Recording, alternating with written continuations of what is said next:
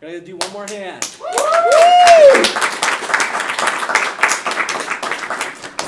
right.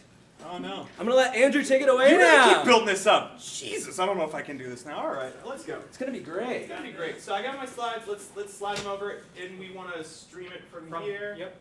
And let's just pop it in. And if you want to join a chat, what's the chat we're joining in here?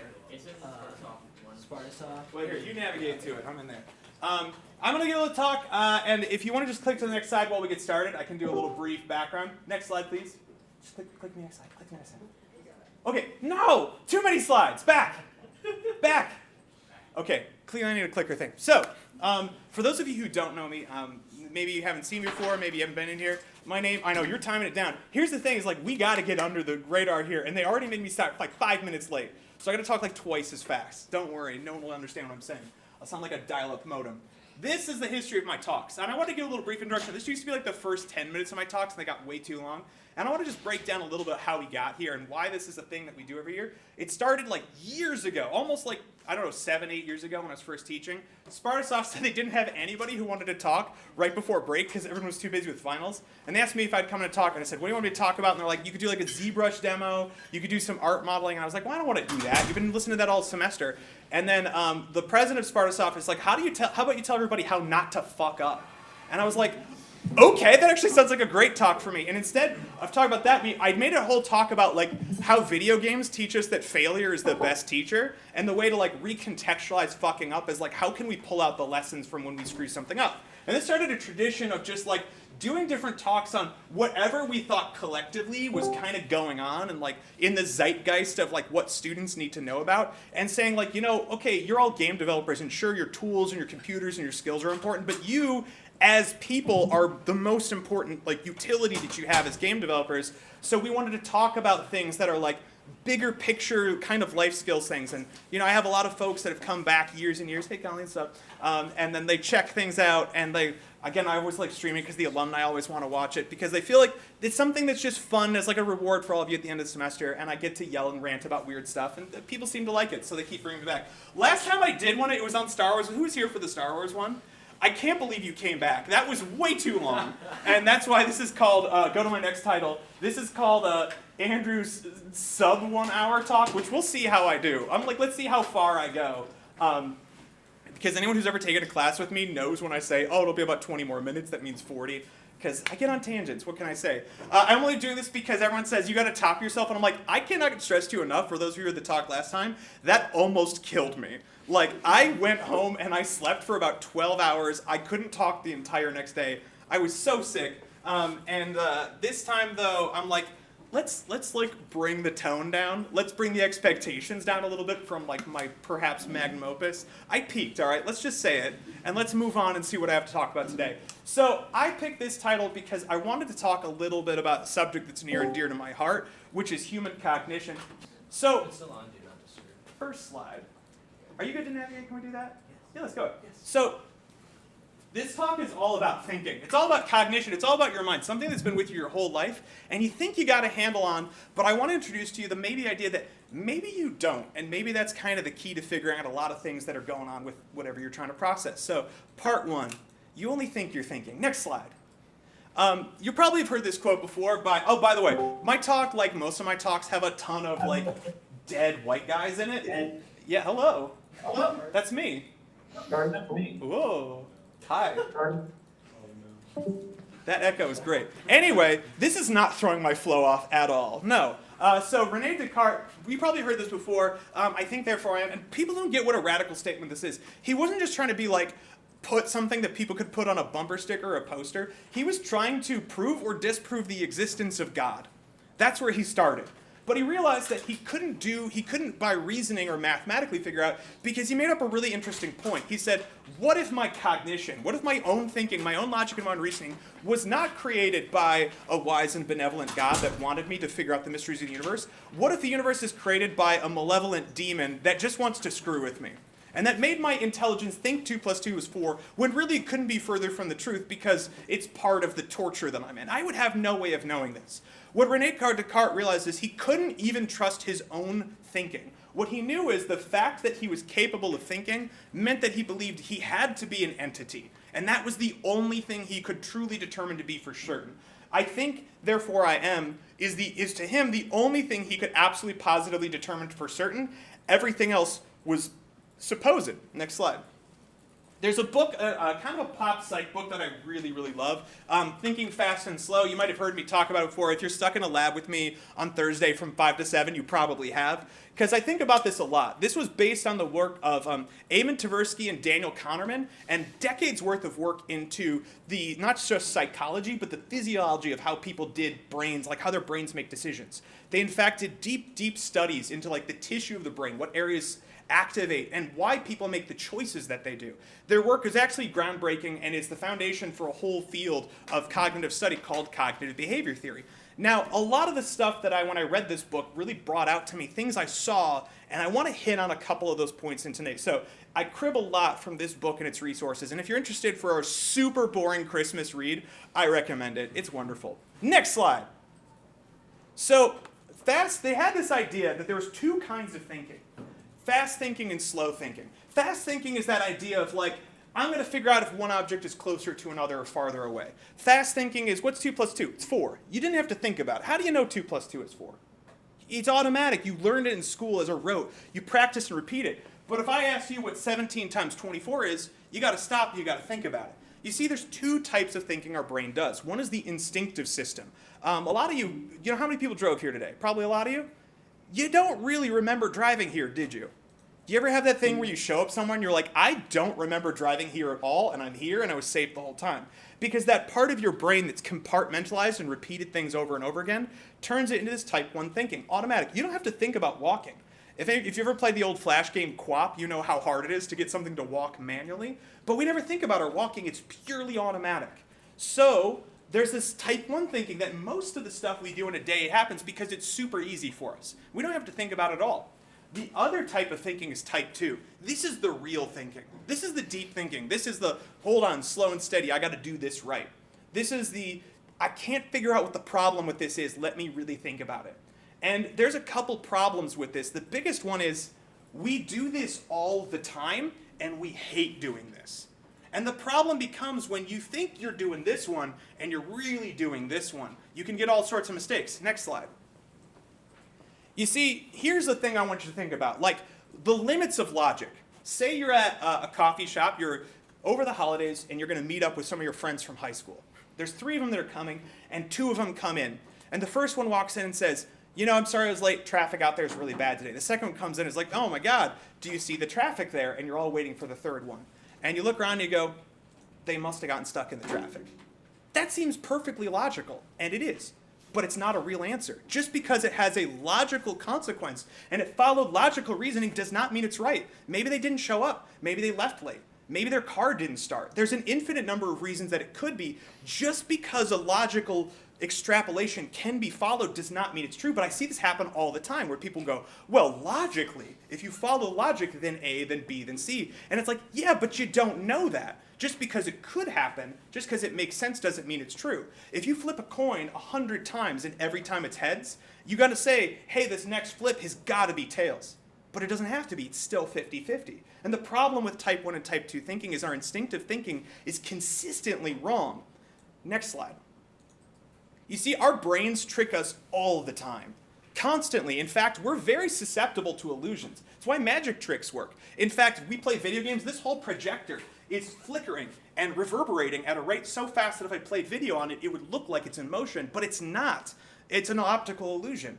Magic tricks work because they trick your brain into thinking something you know is impossible happened. Because it's kind of fun about being human as our brains are super easy to trick. We know it looks at this and A and B have to be a different color. You know they have to be a different color, but you know this is a trick. Your system is like, I understand this is a trick, but you look at it and you can't help but see it's the same color. Click. Because they are absolutely the same color.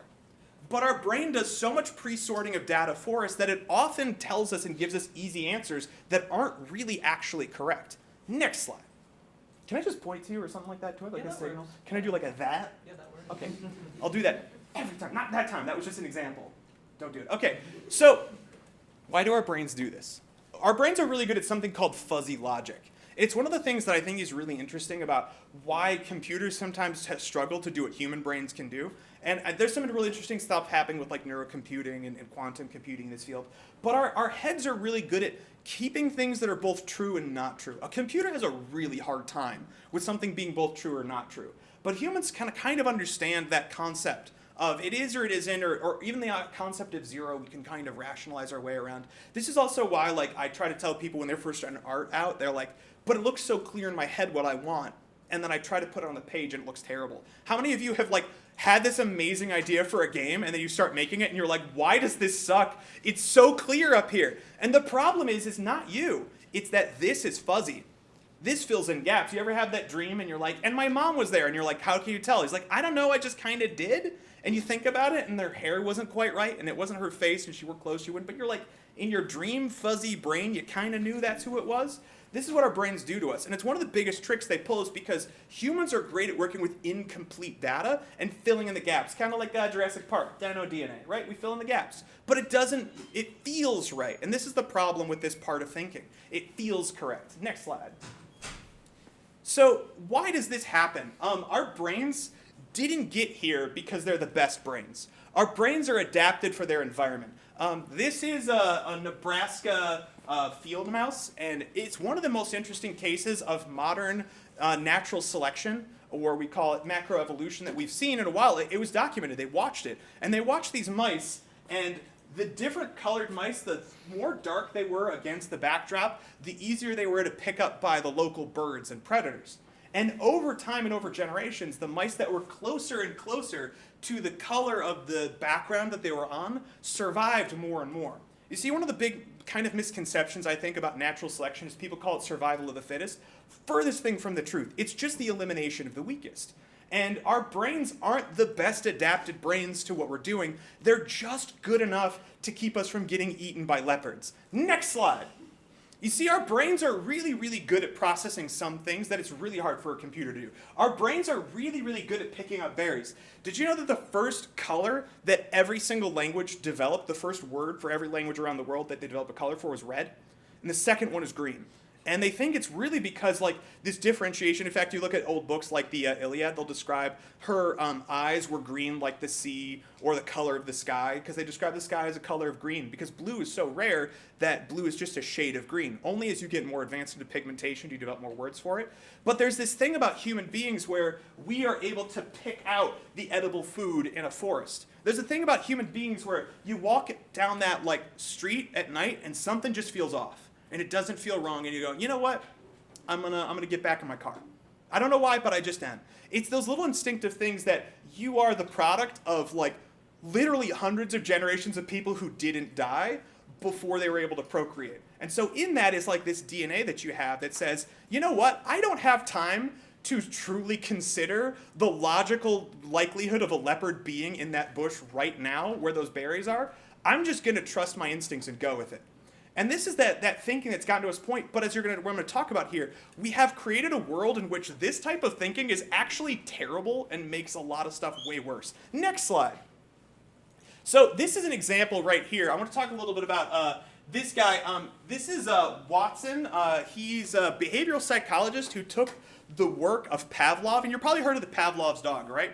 Where you take a whistle, they would take the dog, they'd bring out a tray of food, the dog would salivate, they'd blow a whistle, and the dog would associate the whistle with the food. They do this enough, and then they blow the whistle, and the dog starts salivating even without the food. We have introduced a new stimuli to the dog, and now they start associating it with something else. Now, the dog's brain is not broken, or it's not bad. It started associating a whistle with food. We do this kind of thing all the time. In fact, Watson, this is, by the way, that they used to do in science is torture children. They literally did an experiment. It's like, can I make a baby terrified of a mouse? Like to the point where this baby will scream crying whenever they see this mouse. Horrible. We can never do it anymore. Because he said would this work on people too? And what Watson did is he took and he introduced this baby to a bunch of stuff. And they noticed this 9-month Albert was introduced to a bunch of stimuli. And he didn't really react. He reacted kind of with interest and pretty neutrally. And they said, can we train Albert to take a neutral stimulus like seeing this white rat, and whenever he sees the white rat, start crying? So what they would do, and this feels awful, is they would take the white rat, and whenever the baby saw the white rat, they would bang loudly on a pipe with a hammer next to the baby, which would make a loud noise, and it would start crying. Every time the baby saw the rat, bang! Baby starts crying. Rat, bang, cry. Rat, bang, cry. It got to the point where all they had to do was show the baby the rat, and Albert would immediately start crying and have a conditioned fear response. According to psychologists, unfortunately, little Albert's parents took him, they moved across the country before he had time to deprogram Albert, so he probably lived the rest of his life with a horrible, crippling, terrifying fear of rats. And again, in Watson's defense, he did do the reverse experiment where he took a child that was afraid of rabbits, and he retrained him to not be afraid of rabbits by introducing a snack and having a rabbit in the cage that he slowly every day moved closer and closer until the kid learned that the rabbit was kind of nothing to freak out with, and then the kid could actually have the rabbit in their lap. So, I mean, he's not a complete monster, but he is a complete monster, because you know what he did when he was done with working on psychology? He decided he was done with academia. You know where he took all of his research? This is the Walter Thompson Advertising Company. And he is credited with bringing human psychology and behavioral conditioning to advertising, training advertisers on how to lock in to humans' deep conditioning to start getting them to associate products with sex was one of his big selling points. He basically figured that out way back then. So he took all this research, he tortured children, and then we got Revlon as a result. Yikes. There's a lot of these guys, by the way, that I'll talk about today. Next slide.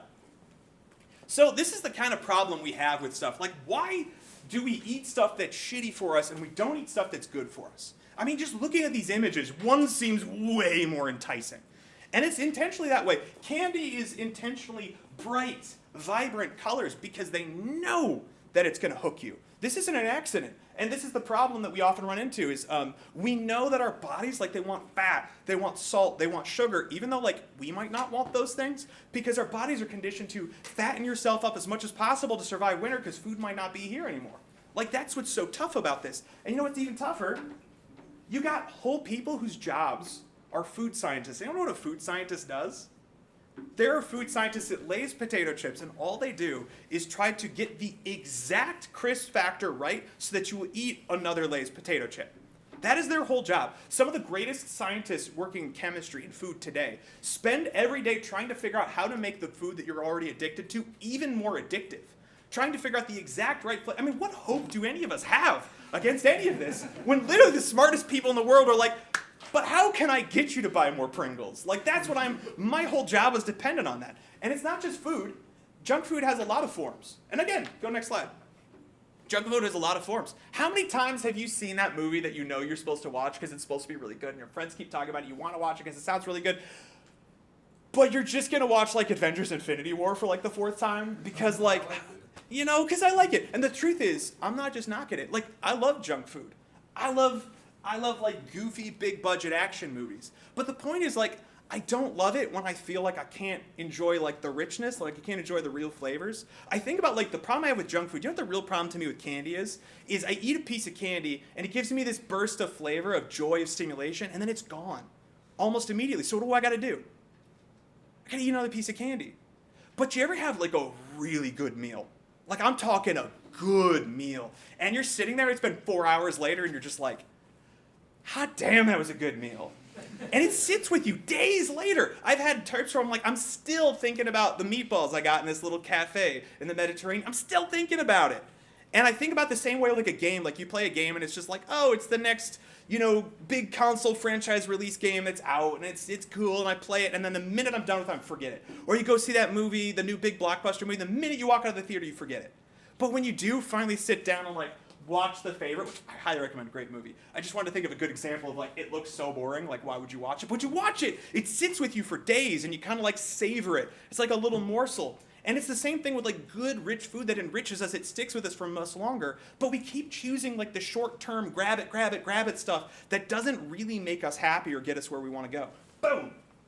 So I want to talk about these two for a second. A little illustration. This is John Constable and W.M. Turner. John Constable spent years working on his painting here, the opening of the Waterloo Bridge. Unfortunately, it's hard to get a good image. They did just restore it, but I haven't found, like, a high enough resolution scan. The detail in this is incredible. These two were huge rivals. They actually both went to the Royal Academy painting school in England, and at the same time, for the Royal Academy, they had a big gallery. It was a giant wall, and they put up everybody's work, and all the art patrons would walk in and then decide what art they were going to buy. So big gallery. And John Constable got his painting right next to his rival, William S. Turner. And William Turner was just really into doing boats. And Constable walked up and is like, dude, I got my big epic next to your dumb boats, and everyone's going to buy my painting, and they're not going to like your painting. And he was all like, man, I can't wait. What he didn't know is that at night, J.W.M. Turner snuck in to the art gallery, hit space, and he added this. One red tiny buoy. He came in with a dab of paint and just went boop. And the next morning, John Constable walked in, and he literally told his friends, he's like, he walked in here and he burned my painting. He took a shot at it. What he knew, and if you're really into illustration and painting, you'll see, like all of a sudden this seems muddier. This seems messier. He added this just tiny, tiny piece of contrast to it that drew out the attention. Because what's really happening with art in that case is they were trying to compete with each other visually. It's the reason that your dad's TV looks super weird with that soap opera effect all of the time on it. Like, why do they do that? Why do I want to make like every action movie with like an old middle-aged guy in it look like Days of Our Lives? I don't know. But it's because when you go into the Best Buy, there's all the TVs down there, and which one are you going to pick? Well, they add the extra HDR, gives a little bit more color. Let's turn the brightness all the way up. Let's do the 4K upscaling, despite the fact that it makes like the characters in Game of Thrones look like they have asteroid craters on their foreheads because it doesn't know what to do with it. But we do all these things because we're trying to compete for attention. And this is a constant problem today, especially as people are creatives and you're making stuff. You're competing for attention with like every piece of candy in that digital form that's out there. This is a problem too with like, you're not actually thinking, you're kind of just reacting, and a lot of your decisions are just ingesting, like the stimulus that's coming to you. You're actually also kind of not learning. I make tutorials. I like making tutorials. I find like my classes, since I make video tutorials for all of them, go better, but I have a really specific format. You see, the problem with this is, how many of you ever had this happen where you're like, oh, I need to know how to do this, and I'm going to look up a tutorial in Unity. You do it. You finish the whole thing. You make your thing. You're like, wow, I know how to do that now. You come back to a week later, and you're like, I don't remember how to do that anymore. Yeah, 100%, because you didn't learn anything. Imagine I did this. You had a Lego set. You put it on the table. You follow the instructions. You put it together. I'm like, wow, you know how to build that now. You're like, I sure do. And I smashed it, and I took the instructions, and I said, build it again. You couldn't, because you didn't actually learn it. You learned how to follow a series of instructions. And if you have to follow the same step-by-step guide every time in order to repeat that action, have you really learned it? I would say no. You just learned how to follow a guide out there. By the way, the tip I would give you for if you really truly want to like learn from these, this is the tip I would give all my students, is like you do the tutorial, and then before anything, like you follow the tutorial exactly as it is. And then you immediately do it on your own without watching the video if you can possibly avoid it. Watch it only as much as you have to. Because you're putting that hard pressure on your brain, and that's what like learning feels like. We're going to talk a lot about that system 2 thinking. Every time my brain hurts, I'm actually figuring something out. If it is too easy, it is too easy. And like then, I do it like 4 or 5 more times on my own, in my own iteration, and then I have it locked in. And yeah, it takes more time, but when I come back to it a week later, I always have it locked in. Let's go to this guy. I want to hit this video. This is Kim Jong-ji, and for those of you who are art folks, you already know who Kim Jong-ji is. Who here knows Kim Jong-ji? Who's a big Kim Jong-ji? Y'all are big Kim Jong-ji fans. All the concept artists raise their hands, of course. If you don't know, this guy was an RIP, passed away recently, like one of the most amazing illustrators. Look at the way that this guy works. No references, no measuring. He literally just stands up there and he just kind of works. And he'll do this all day, filling in details as he go. The reason is everybody else adds, and this isn't, by the way, to tell you artists, like, oh, you should totally be doing this. No, he can do this. Because what he did is he would draw something from reference, and then he would look at it and figure out what it looked like from other sides and draw it from there. And draw it from another side and draw it from another side. You see, what he was trying to do was the hardest thing he could think of. The thing that would challenge him the most, the thing that would put the most pressure on him possible. Instead of going into doing what was the most easy, which is just finding another reference from another angle, he would take that object and rotate as many times as possible. So you see, he can make perfect perspective in his head because he's drawing in his head. His hand is just doing what his head is telling him. But the mental picture on his fuzzy head is so clear because he's repeated the task so many times. You gotta skip a little bit on the other side. Hit it again. Your arrows work better for this.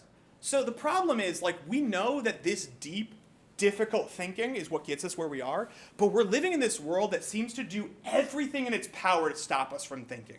Like, literally everything is trying to distract us. Every moment of our lives is spent in engagement with some piece of high impact, high resolution, like super high HDR, lots of color, lots of contrast, lots of noises and shapes and buzzers technology that we can't ever switch our brain off long enough to just stop and think and breathe. Like, doesn't it feel exhausting sometimes? You in this room feel tired? You feel anxious? You feel like just like a little icky all the time? I gotta tell you, I've been teaching for 10 years. Students your age 10 years didn't feel that way as much. I hate to tell you that. Like, our world is getting different, and in a lot of ways, it's kind of getting worse with this stuff, which is why we gotta evolve. Because I gotta tell you, it's not fair. And a lot of the stuff out there, we can take a look at like a lot of what I'm gonna say tonight and say like, yeah, hashtag late stage capitalism. I'm like, yeah, I get you, totally, I agree. But like, we're living in it. What do we do? Like, I wanna talk tonight about like how do we turn it off? How do we shut this down? Because you probably know how many people want to use their phone less.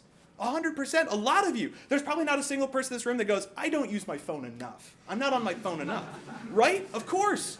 And yet how many of you do it? Because wanting it isn't enough. Because the technology is too good. Because the people, did you know, like, okay, my favorite anecdote, I bring this up almost every Spartasoft. You know how the gesture for everything is a pull down? And the reason is they researched this. They put together every behavioral scientist in the UX design conference, and they used the mechanism of a slot machine. Slot machine. Slot machine. That's why that's the refresh gesture. It used to be the internet had pages, and by the time you got to about page 4 of Facebook, you're like, I'm done. I'm going to turn off my computer and go to bed. That's how life used to be. Like, I'm going to talk a little bit about like boomer-like internet used to be better, but I'm telling you, there's some places that now behavioral psychologists are starting to say, actually, the internet kind of used to be better before it trapped us in this like slot. If you've ever been to a casino and watched someone at a slot machine all day, you've seen it. And that reaction was specifically designed to be just the right lever pull, just the right sound, just the right cha-ching, cha-ching, cha-ching, refresh. God, I've done that so much in like my YouTube app, just laying in bed, trying to sleep, and I'm like, refresh. Yeah, I'll watch this. Refresh. And I'm up for like hours, longer than I wanted to. Next slide. Oh, this is sobering. Oh, do we got sound on this? I need sound on this. Did you mute the whole thing or just the... Yeah, just because people... Oh, no. We should have muted the Discord. We can do that. I'll do the little Done Discord. to change our way of living. Technology is opening a new world of leisure time. One government report projects that by the year 2000, the United States will have a 30-hour work week and month-long vacations as the rule. A lot of this new free time will be spent at home. Yep. And this that seems about right. That's what we have now, right? This is a piece from the 1960s, 1967, and they're saying with all the new technology we have, they're going to save all this time. You're going to work from home. You're only going to work 30 hours a week. You're going to have month-long vacations. That's going to be the new rule because all these time-saving technologies are going to free up so many spots of our lives. We got washing machines. We got vacuum cleaners. We got dishwashers. You know what happened? We just work more hours now. We got all this extra time, and we spend more of it at our jobs, at our desks, just kind of pumping away at things. Like, it didn't give us any more. We just gave all that time to somebody else, and now it's expected. I kind of come up into this, world. Like, I remember when I was graduating from college, I graduated right at the financial market collapse, when the housing market dropped out. You want to talk about a bad job market? It was gone. There was nothing. Every job was gone. You had to just take whatever you could get. And I remember just being in there and having a boss tell me, you're lucky to even have a job. You're going to work as many hours as I want you to. Boy, that didn't feel very good. I think about this. I think about all these technologies. I think about the tech companies that are like, you could do your laundry here. Of course you can, so you can work more hours. You can work out here. Of course you can, so you don't go to a gym. You don't leave. It's like we were supposed to have this. I kind of sometimes think if Walter Cronkite could like come to today and see what our work lives are now and our relationship to technology is, he'd be very upset. He'd be like, the diggity or something like that. I don't know what Walter Cronkite would say. But he'd probably say something like that because it's not the people who kind of put this world into place, like for us, even envisioned it would turn out to be. That's what they thought it was going to be. They thought we were going to be living in a utopia by now. So why aren't we? Yeah, let's skip Walter Cronkite. So I'm going to jump a little bit too and think like there's this issue that we often have. And I see this as like a problem is the temptation, especially when the anxiety gets too much, the pressure gets too much. We seek comfort. But the problem is, like, the thing that's causing us anxiety is the same thing we're seeking comfort in. And we get stuck in these awful loops where people are like, well, I'm nervous about my classes. Why are you nervous about my classes? Well, because I'm just like, I haven't been studying enough. I haven't been managing my time well enough. I've been getting into like rabbit holes on YouTube. I've been playing too much League of Legends. Okay, what are you doing when you're stressed? Watch YouTube and play League of Legends. Okay, so you're stressed because you're watching too much YouTube playing League of Legends, and your solution is to do more of that. Or when someone says, well, I'm really anxious about like this game project, it's not going well, and I need to take like a couple, because it's not coming along well enough. So I need to take like a week off from it to rest and relax. And I'm like, but that's not solving the problem. I talk to so many students who are saying, I'm nervous about graduating. And I'm like, what are you doing about it? And they'll look at me and say, worrying about it? How's that working out for you? The thing comfort's great. And I'm going to talk about everything I say is bad. It's all moderation. Everything that's bad is good and good is bad. It all just has to be balanced in our lives. And I think there's too many, something I really, really hate, by the way, is the people on social media being like, you gotta do it for yourselves. You can't let anybody else tell you to this, and you gotta like take care of yourself in personal wellness and health days. And I'm like, yeah, you do, and for some times, but not always, not every time. Sometimes you gotta push yourself. Sometimes you gotta grow a little bit. This is a lobster, in case you didn't know. Believe me, this is going somewhere.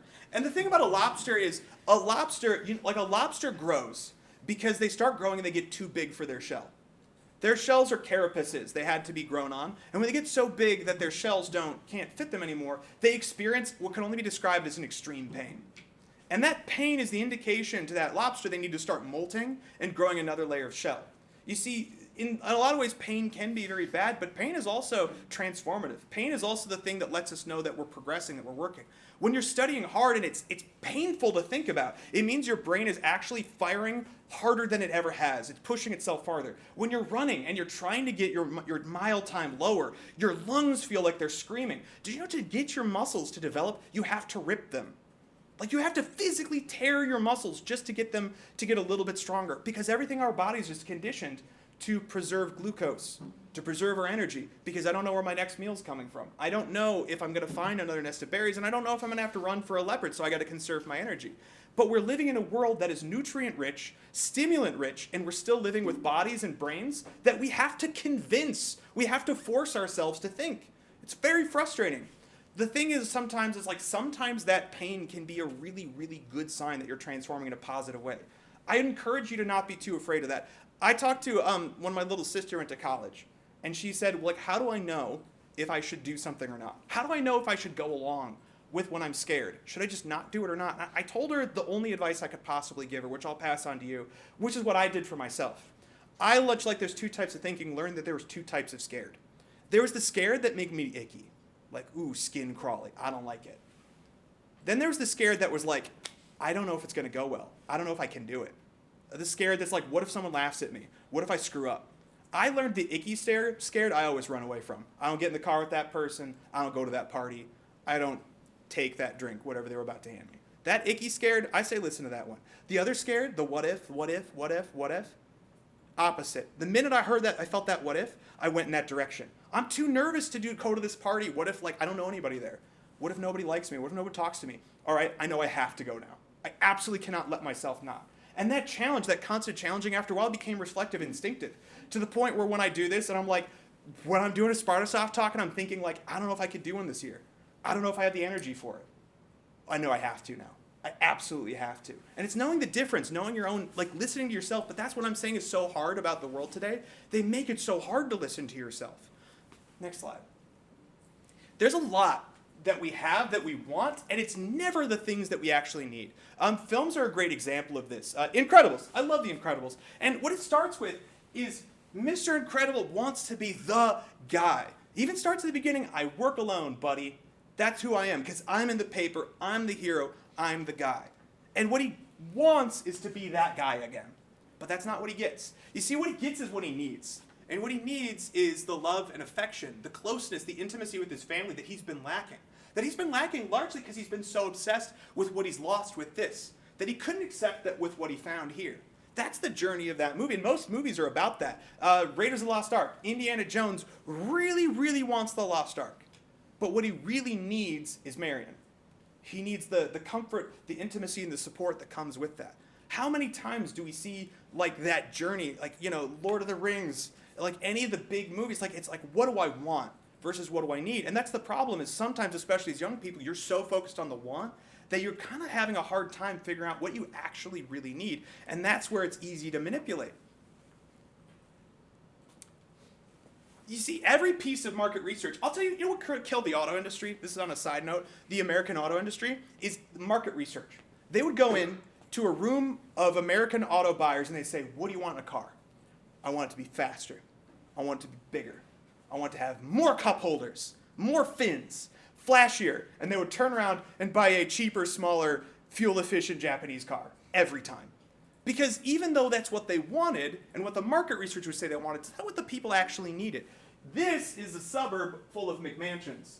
This is a big strip mall. These are the things that the data would suggest that you want, that you need. More parking is what you want.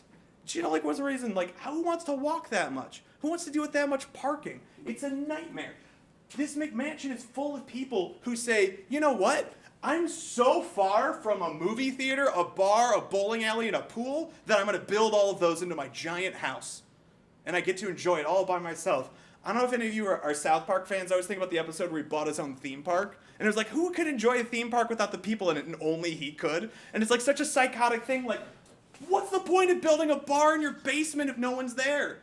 What's the point of having a bowling alley if there's no one to bowl with? You're doing it by yourself. What's the point of building a movie theater in your basement so you can watch Scarface by yourself another time? Like, it's so sad. It's so lonely. This is the Barcelona superblock. Barcelona had a problem with like their overpopulation, and Barcelona has an amazing, very rich history with some of the world's greatest architects. And they said, you know what, we are a city with a deep cultural history of architecture. We can solve this with architecture. They came up with this idea for the superblock. You see, every group of 9 of these, there's no car traffic in between. The cars can only be on the outside of the 9 block. In between is just pedestrians and bikes. This is what a superblock looks like on the inside. Shops, stores, schools, different types of housing, you know, small studio apartments, big penthouses, all built in here together. Lots of green space. It feels like a little forest and a pathway in there. Some of them have soccer fields, some have forests. In fact, they have soccer fields and people in the super blocks. Each block has their own soccer team and they play each other in big tournaments and competitions. Not only has this solved a lot of crime problems, population problems, just look, it looks nicer. What would you rather have, this or this? I know it's pretty easy for me what I would pick, and yet, what does everyone tell us we want? Bigger. Oh, when I bought a house in a tiny downtown community. I am 2-minute walking distance from my downtown. I love it. I can walk to 4 restaurants, a brewery, a bunch of little shops. My parents told me I should get a house 30 minutes outside of town because the taxes would be lower. I could get a bigger yard. I could get a bigger house. Why would I want any of that? So I can have that? It's a nightmare. There was a deep, long study that just concluded this year. I don't know if anyone heard about this, Harvard's happiness study. They're talking on NPR a lot, people have been examining it. It's been going since 1938. They started with 700 some participants and then followed every one of their children. They're now into 4th generational studies on happiness. Every economic group all over the world, every racial, ethnic background, everything you could possibly imagine. It is the broadest study on happiness over the longest period of time ever done. The conclusion was not only shocking and also kind of obvious, but completely conclusive. The happiest people were the people who invested the most in personal relationships. The relationships with friends and family and loved ones. No matter what, and no matter how much money they made. Poor people who invested in these relationships, rich people who invested in relationships, it factored for health, for where you lived in the world, for almost everything. If you invested heavily in relationships, you reported much higher satisfaction. But they found it wasn't actually even just that close family. It was as much as you knew, the more people you had, as it turns out, in your tribe, the better you felt. We have this deep psychological thing. I'll talk a little bit about primitive society. Whoa, it's 7:43 already? I gotta really go. I gotta churn through this.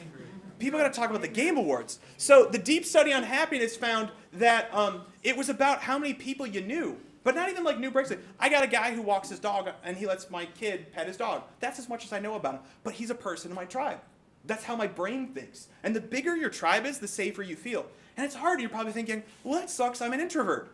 I don't want to talk to people. And I'm I know, and we're going to get there. But the truth is, what we know about happiness is even if you're an introvert, especially if you're an introvert. The more people you have in your tribe, the happier you feel, the less anxious you feel, the less scared you feel. Just knowing that there's people that if you have a problem could probably help you out makes you a lot less worried about making mistakes. I gotta really churn through these. You see, the problem is our mind, body, and soul, we have a want-need problem. Our mind wants to avoid difficult problems, and it wants passive stimulation. It wants to sit there. By the way, I'm going to roast you all a little bit. Every time I go to the parking lot and I'm like waiting to get into a spot, I'll see a car, its engine's on, its lights are on. I'm like, oh, they're going to back out in a second. And they're always the person that's backed in. I don't know why. It's always the person that's backed in. And then I look up at the person, I'm like, are they moving or not? And I always see this.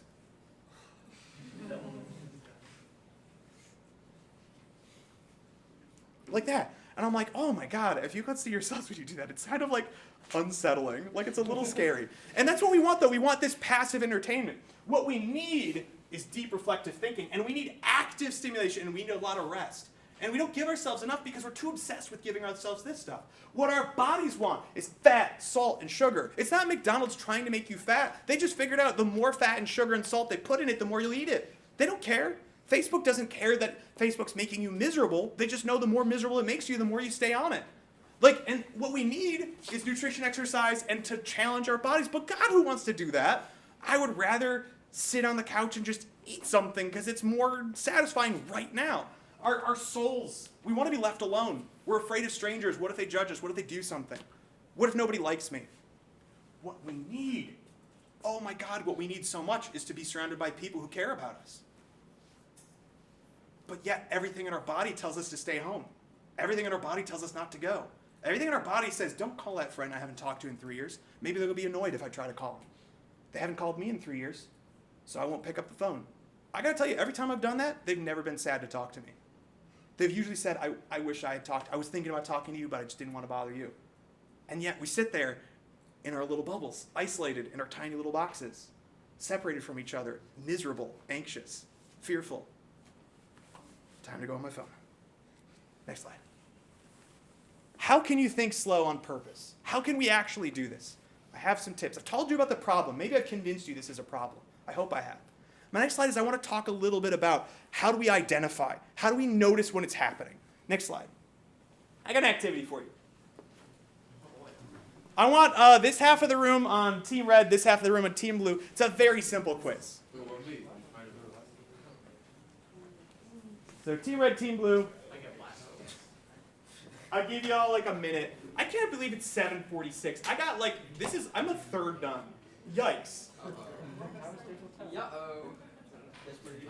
I can't, I got a babysitter. I gotta get back to this. All right, I'm gonna go on turbo. We just gotta go. I think they're the same. Are they the same? They can't be the same. Is that the plot twist? No, wait. They might be a little bit the same, but they're not 100% the same. Is the yes supposed to be younger, or is the yes supposed to be... Oh, wait. Oh, I know what this is. Shush! If you know what this is, don't ruin it. All right, if you got it, let's go to the next slide. Does everyone got it really quick? They are almost identical, but not 100% identical. All right, next slide. Am I good? All right. So I want to talk a little bit about cognitive biases, which is the part of the brain that says, what's happening and why does your brain do this? I told you that you're doing it, and I've explained to you that it's happening, and I've showed how miserable it's kind of making you. But now let's talk about what's actually happening inside the brain itself. Next slide. So there's a whole huge list of these. These are all logical fallacies. You've probably heard some of these before. Appeal to authority. Just because someone's an authority doesn't mean they're right. Black and white thinking, begging the question, the middle ground. Just because it's a compromise doesn't mean it's correct. There's a ton of these, and I don't want to dive into all of these. In fact, if you really look into this, I really recommend there's a great YouTube video by a YouTuber called Mr. Beat, who's a super boring, weird-looking history teacher. I love that guy. But he does a really good breakdown of logical fallacies and just breaks down what they look like and explains them one by one. And the more you see it, you're like, wow, is every argument full of logical fallacies? The answer is 100% yes. But identifying them is a key way to understanding whether or not you should probably listen to that argumentation. Next slide. Okay, so let's refresh these because let's escape, and I gotta refresh these and just see how did we do. I wanna mention that I think even though I knew what was gonna happen, I think I still got. You know what? Maybe we all got. And speaking of got, I want to see, does this update even work? I did it yesterday and it totally worked, but now I'm worried it's gonna break my table. Okay, All right, fine. We're just gonna do it live. Can you just type, let's do drive. Oh, so annoying. I got time to burn here, right? Okay, so I gave everyone 2 different questions. Red team got, was Mahatma Gandhi more than 114 years old? And then how old was he when he died? And then the other question was, he younger? And I think only one team answered. I must have totally screwed it up. Oh my god, I 100% did. The average answer, by the way, was 53. The real answer is 78. The point here is that what happens, and I don't know how I screwed it up, because I tried it. It totally worked. But I guess no one, the red team, they both did go to the same one, I guess. All right, well, fuck me. We'll move on. Anyway, the point is, the other question, if you started with the answer, the number of 114, and then you ask how much younger than 114 was he died, people go way higher. They think he died in his, like, 90s. So go back to the slides, and we expand a little bit. And we'll just call that one a wash. But it was an activity. We did something. Move on. Oh, go back. Actually, we do want to talk about that. This is a process called anchoring. You see, what it turns out is the first piece of information you get is the piece of information that often sits with you. It's why the first opinion you hear on something often becomes your opinion, because you have no space for an opinion on it, and then you fill it. They did another one where they had people take a roulette wheel and spin it, and then read out loud what the... Wait, what's the next slide? Is that another slide that's like it? I think it was just a glitch. Oh, weird. Anyway, and then the next, and they would spin it, and they would read the number off, and they would say how many countries are in Africa. And even though they knew the roulette wheel had nothing to do with the answer of how many countries in Africa, their answer they gave was always within just a few digits of whatever the roulette wheel spun. Even though they knew it had nothing to do with it. Because our brains will take the first piece of information related to something and attach to it, whether we want to or not. That's the first opinion we hear, that's the first view. And so if the first opinion we hear on something is way off base, that becomes the baseline. That's why it's so hard to convince somebody who's wrong about something they're wrong about it. Because if the first opinion they heard, they're like, that's my baseline. What you're describing is so far away from what I already believe. It's really difficult to get out of it because you're stuck there. Next one. Framing is another one. Did you know that they did a study and they found if they said to people, there's a life-changing surgery you can get with a 90% survival rate, they would say, most people would go, yeah, I'll take it. And if they said to those same people, another group of people, there's a life-saving surgery, but there's a 10% mortality rate, they go, 10%? No way, that's horrifying. Because of how you framed the conversation. This is a problem in argument debate you'll see all the time. They use this framing where they'll use it to like kind of frame the question. They'll structure it in a way. And one can be the positive way and one can be the negative. That's why like logic kind of doesn't work. And even like facts don't always work because it's a matter of how we contextualize them. Because we can contextualize them any way we want. Next slide, because I got to jump through these. Optimism is another problem. Optimism is great. Optimism is wonderful, but optimism can also lead us astray. They did a survey in like the mid-2000s where they found that the average estimated kitchen renovation was $18,000 and the average actual cost was $38,000. Everyone thinks it's not going to go over budget. I say that because I'm renovating my house, and holy crap, it went over budget. It's the problem you have when you estimate how much time it's going to take you to finish something. It'll only take me 4 hours, 3 days later. Because our brains want to tell us, we want to think it's going to go better than it really was. We can't be realistic about it. It will almost be too depressing. I started a company when I graduated from college, and people told me, this is great, you're starting a company at the perfect time because you have no idea how awful this will be. And they were right. Like, starting another company now brings me way more anxiety than the idea of starting, even though I've done it once before, because I'm aware of how hard it is. But it's like that problem is we have this optimism, and optimism can get us to do some stupid stuff. I got a Simpsons clip, just a Simpsons clip. I'm old. I want Simpsons. Oh, what are you doing to me? I got an example of optimism.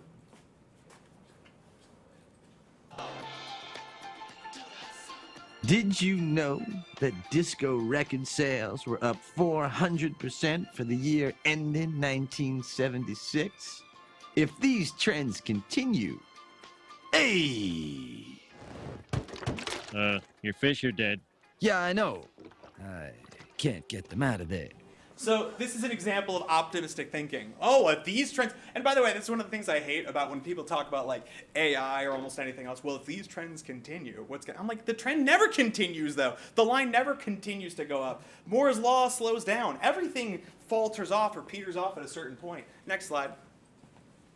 Another problem is the availability heuristic. The availability heuristic is this idea of what we see is all there is. They did a study with people and they asked them to list 6 times. They asked them to list like, the first question was like, name 3 times. Come up with a list and write down 3 times you really helped someone else for purely altruistic reasons. a really good thing you did for someone else. And they wrote down all 3 reasons, and they asked at the end, do you think you're a good person or not? And they go, yeah, I'm a pretty good person. They took another group of people, and they asked them to write 12 examples they could think of a time they really, really helped someone out. And a lot of those people get to 6.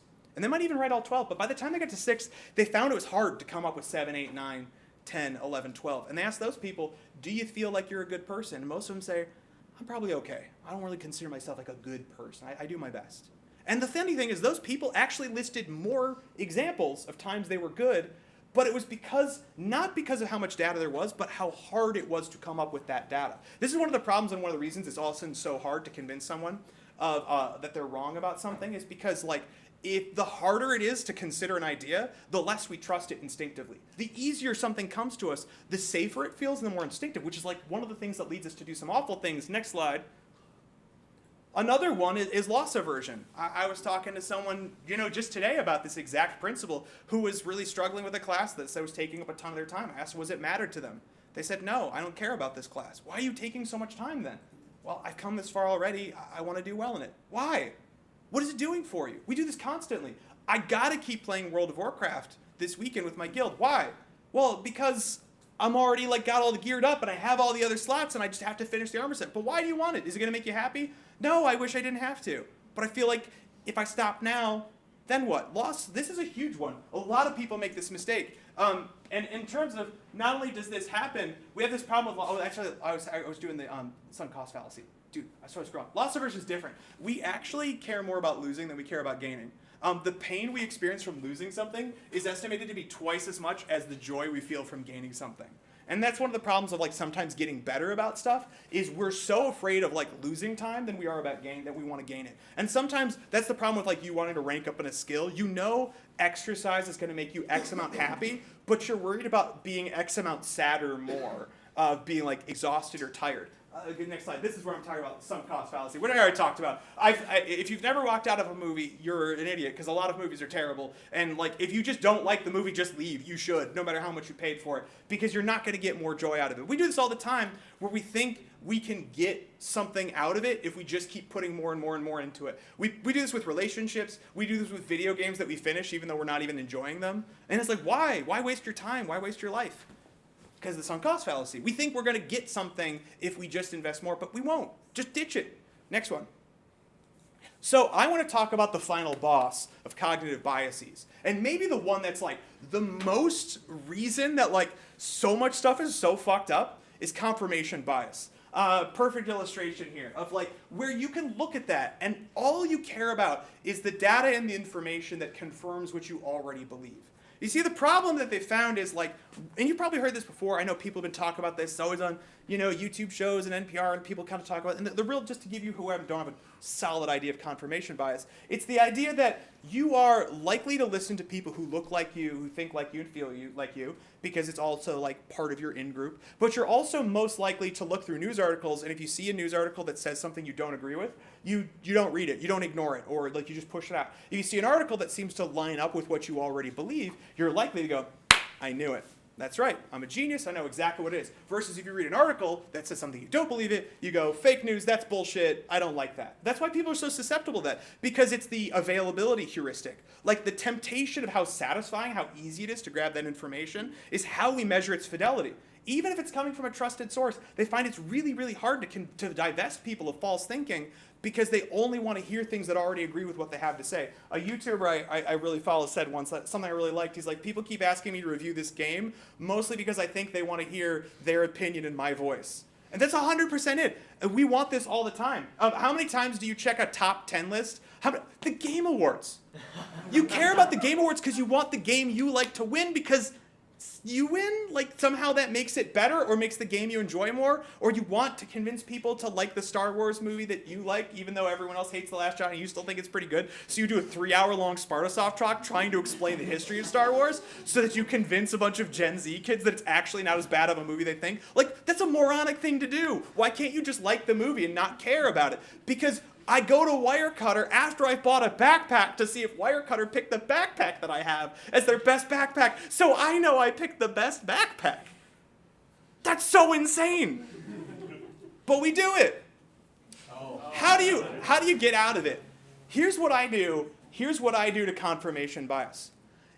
If it feels good, I don't know. If I read a news article and I go, wow, that really speaks to me, okay, I'm on to you. And then you're not immune to propaganda. And if you think they're not making propaganda for you, holy crap, they're making propaganda. They're definitely making propaganda for me. I'm really in that demo. I'm like, there was a New York Times article that was talking about like the Midwestern dad kit, and it was literally like everything I wear and do. And I was like, holy crap, those marketers have my number. They know exactly what I'll watch. They know exactly what I'll eat. They'll know how interested I am in woodworking, but I'm never truly going to commit to it. But I will watch 4 hours of someone else do woodworking. They know that. But when I see an article that lines up and says, well, this is the problem with people is they're not doing enough of X, and I go, haha, that exactly, and I go, wait, and I stop. Every time I get, now it helps that I'm a naturally incredibly suspicious person, and I always think people are trying to trick me, but like, that's what you kind of got to do. Because we're in a space where you really can't trust it. You have to ask yourself the question every time you see this piece of information, is this too good to be true? Is this too tailored? Does this confirm too perfectly? Because new pieces of information should change your mind, not confirm what you already think. The more information you get, the more you should be getting a more nuanced view of what you believe. If a new piece of information gets you to believe more what you already believe, that's what you got to be really suspicious of. If a new piece of information strongly challenges your view, you kind of got to dive in. Next slide. You see, the thing that you can do, it's a little harder to read than I was hoping, but all right, is you got to overcome this, is you got to start from the spot of recognizing that you have confirmation biases. You can't help it. You're a human being. Everybody in this room is a human being, I'm generally assuming. But like, you're all people.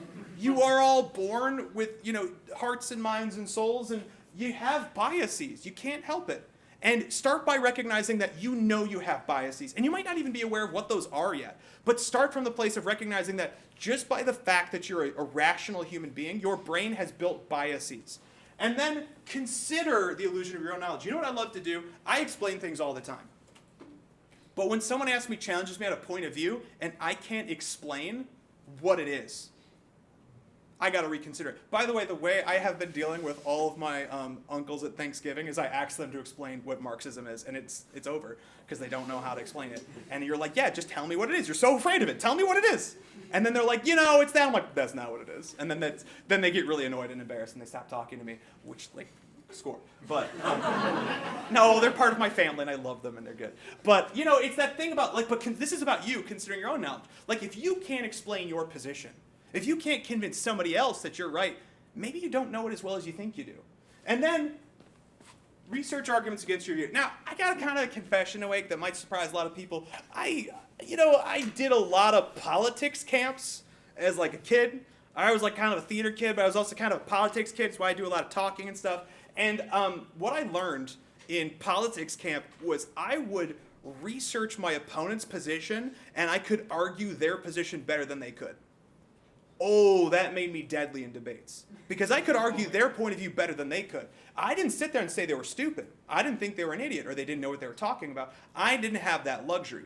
I assumed that they were smarter than me. That they were going to make this argument better, so I had to know it inside and out. And when I showed up and I knew every argument before they could make it, that made me really, really hard to beat in a political debate. You gotta study. It's uncomfortable sometimes to read stuff. I have my news app and I read stuff. People would be shocked how much stuff I read from what you consider very extremist views, and I'm just trying to understand what people are thinking and saying. Oh, I'm not taking it in. I've always loved, my favorite quote is Aristotle said, the mark of an intellectual mind is the ability to consider an idea without accepting it. I almost feel like in an IT sense, they have computers where they're like, this computer's not on the network, and we're going to try this thumb drive in a very locked down, secure way to see what happens. That's how I'm with ideas. I have a part of my brain that is locked down. I said, say you're right. Let's suppose this insane person who's saying something horrifying is right. Let me walk my brain through that. Does that make sense? Does that make sense? Not really. Maybe they've got a point here, but they immediately drop off. Okay, I don't have to consider that. But sometimes I hear something from someone I often disagree with, and I'm like, I got to consider that. I got to consider your point of view on that. I don't agree with you, but it sometimes changes my view, and it makes me feel like I'm a more well-rounded person, like I understand more, because I only got 2 eyes and 2 ears, and I can only hear and see so much, and I need other people's perspectives to piece together my fit of the world. But if we're not willing to kind of consider our own biases, we can't hear that, and we can't know that maybe we're way off base on something we never considered we would be. Especially if I look at myself now than when I was your age. Wow, I believe things so radically differently than I did then, and I was so sure I was right. about things I was sure I would never change my mind on. And my mind has changed unbelievably. But that's kind of what it's all about. That's the mark of somebody who's trying to grow. Next slide.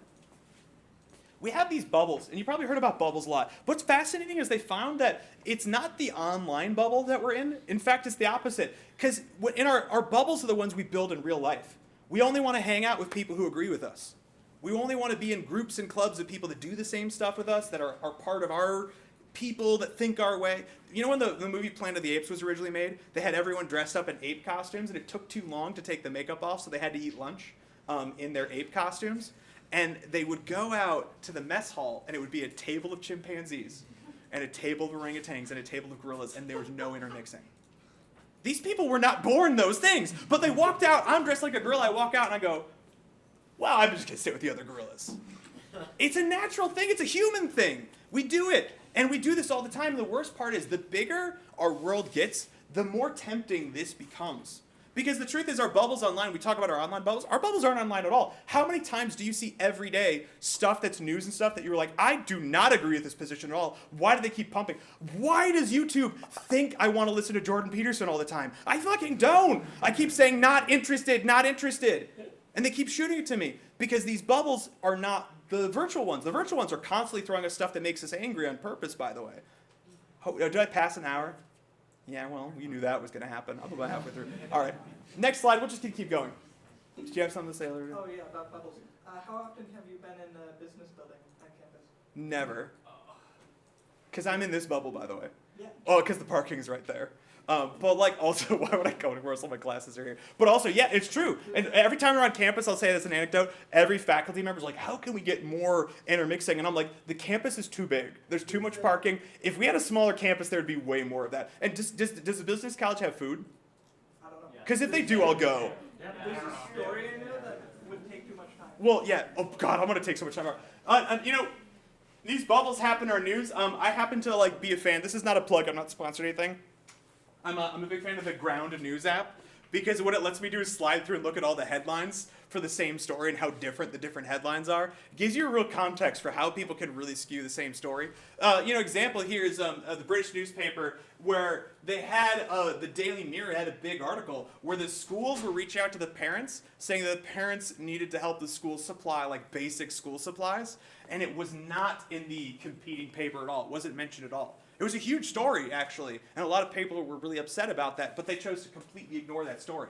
The problem with news isn't the way it's skewed. What they're finding, what's happening with news now, is there are stories you are not hearing because they don't confirm to your bias and they don't give them to you. There are whole stories that you might actually think you might need to know about. And the same thing is happening to the people who vehemently disagree with you. There are news stories they never hear or never see. There are so many times I've had arguments with my relatives who have different political views, and they go, what about this thing, this thing? I'm like, I have never heard of that. What about this thing, this thing, this thing? I've never heard of that. We both think the other person just must be talking about bullshit. But you dig a little deeper, and they're like, yeah, okay, that did happen. And they talk about that, and they go, okay, that did happen. We come to the conclusion, it's like, wow, we are really bifurcated in what we're even seeing, and it makes the problem worse. Why is this happening? Next slide. So, I gotta go back to primitive society. And by the way, this is the first Spartasoft talk I've ever done where I don't talk about cave paintings. This is the closest I get, but I'm not talking about cave paintings. Well, a little bit about cave. No, I'm not gonna talk about cave paintings. So this is primitive society, and what we found in ancient society was people didn't pull themselves up by their own bootstraps and do it on their own. They hunted in groups together. They raised children together. They built their huts and domes and tribes together. They took the land together. They fished together. Everything was communal and useful. And in fact, that's one of the reasons. Hit the little animation, that in most legacy and lore of like religion, banishment is the ultimate punishment, because being banished means you're on your own now, and if you're on your own, you will die. Like, you're not gonna make it. That's why I think it's kind of funny about every like alpha sigma male type of like I'm a loner and everything. I'm like, by the way, there used to be those. They were called Neanderthals. They were stronger and smarter than us, like way stronger. A Neanderthal woman can beat a pro arm wrestler in arm wrestling. Like, they're way stronger than us, and we killed all of them. I mean, we also, like, fucked them too, but, like, we also, that's how we got white people, by the way. But, like, redheads, all red hair is Neanderthal DNA, by the way. If you're a redhead, hey, you're Neanderthal, like me, actually. I have a lot of that, too. I'm in the same group. I have, like, 4%, like, Neanderthal DNA. But the point is, they were largely, but mostly hunted to extinction by a bunch of weaker, smaller humans because they were more communal. because they could be in bigger groups, because they could survive in larger tribes, because they could handle more people. That's what made us survive. That's what made us the champion of apes. That's why gorillas don't run this school. That's why we do. And we have cars and all this ridiculous artificial stuff because we're capable of having larger communities than a lot of species are. But it's sometimes hard when it gets too big. You see, the problem is, in ancient society, if you got your neighbor and you hate your neighbor because they're just like such an asshole, but you kind of hate the other village more. But that neighbor is in your neighborhood. They're in your village. If you have to defend your village from the next village over, they're on your team. So, like it or not, you're going to get along with them. You're going to learn to have the things you have more in common. This is the problem with like sports teams, or where people are now fans of sports teams. They're not even in their town because they're more about like, what vibe do I like more? Our communities become more virtual and less regional, which means we have to build these huge communities. So when we move into, next slide, like the nation as a concept, suddenly civilizations go from like your neighbors and the people you know to Rue Britannia. I care so deeply about the Queen's Jubilee. Why? You're starving. Why do you care? Because I'm English. And like that, and I want the English to conquer more of the earth. Why? Because Rule Britannia. Because if they're winning, I'm winning, and I feel good. And this is that as we got bigger and bigger, the teams got more obscure. When we were in Hut Society, we went to war because they killed Carl, and Carl's my neighbor, and I like Carl. When you get to this level, you're just like, why are we going to war? And they're like, because we want their stuff, I guess. Or some reason they told us it had to do with, like, the destiny of our nation. It's like, yeah, but didn't these guys who are allies kill Carl? And you're like, we didn't really like Carl that much anyway. Plus, we need their boats to get where we're going. Like, all of society got so much more complicated about why we do the things the way we do. The next slide, which brings us to today, the age of social media. Oh, my God. Did you know this picture made me so depressed when I looked at this? I'm going to go on a little... Can I go on a side tangent? Yeah. I feel like Ian can decide if I can go on this. Yeah, go Okay. Can I, like... Okay. I'm a teacher. I've been teaching for a long time. And it's always tough when I'm, like, trying to talk to a group of people and I'm like, oh, I'm so excited about this point. And I look up and I see that. And I'm just like, fucking hell. Like, has anyone been listening to me this whole time? Am I just wasting my time? I got to tell you, the most depressed I ever got was teaching in COVID. 40 empty heads on a screen.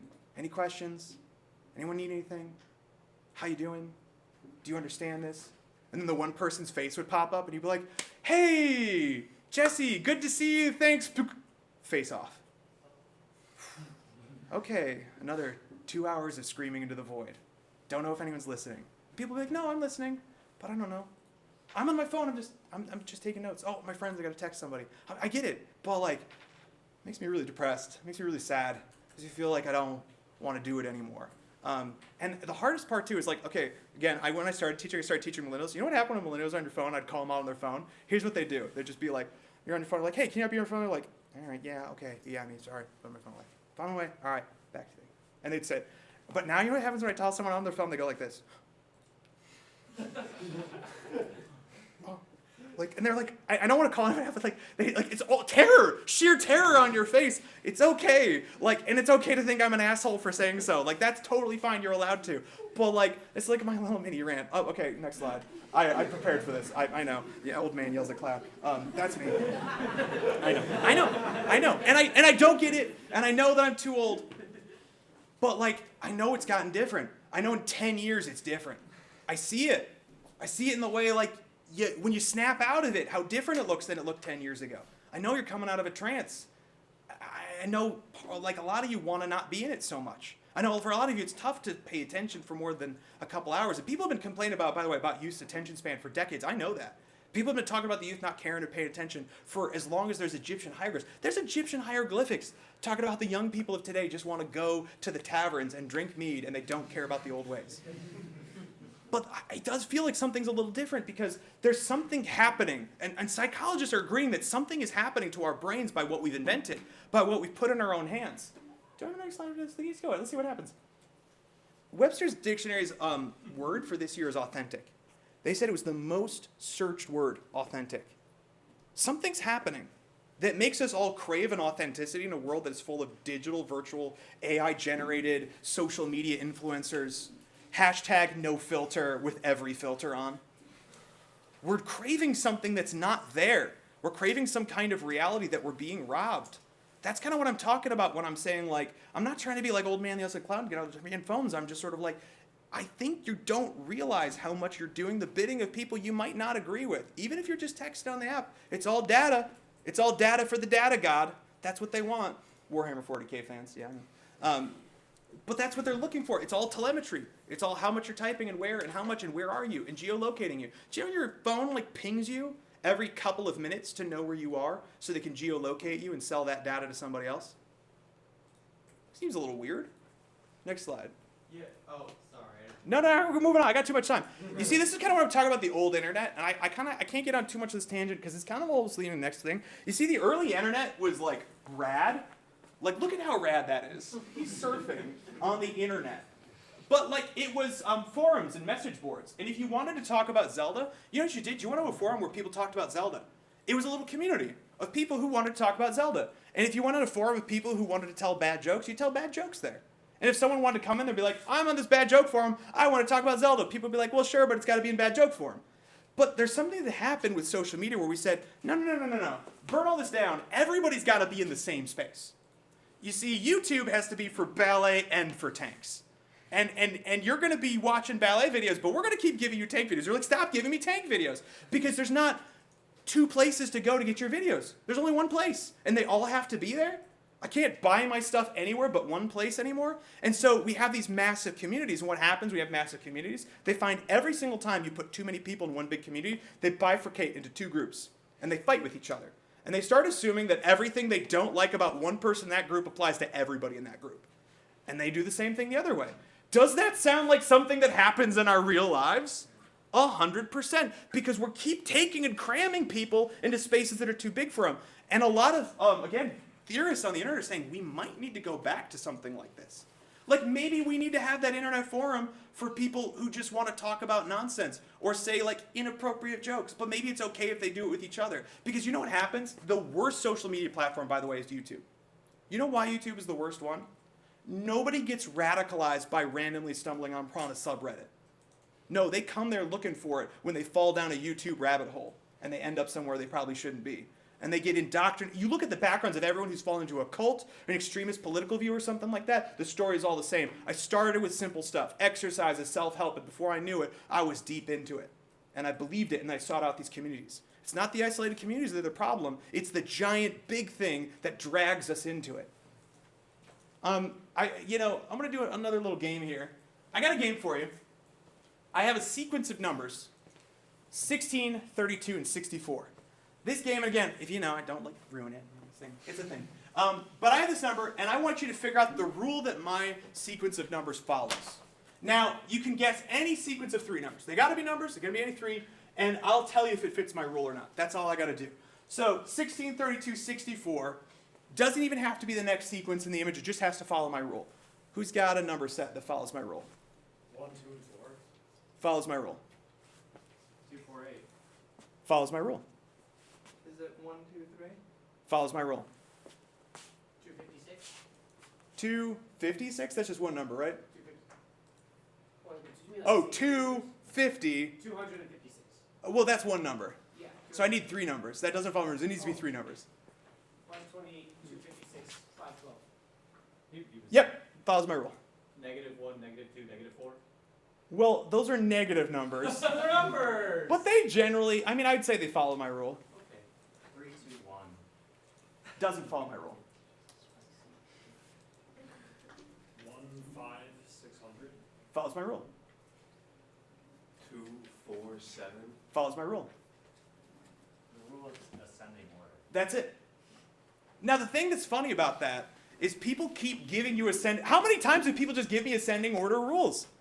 You could pick any 3 numbers. Why did it take that many people to try descending order? What do you think? Because the initial numbers you gave were in ascending order.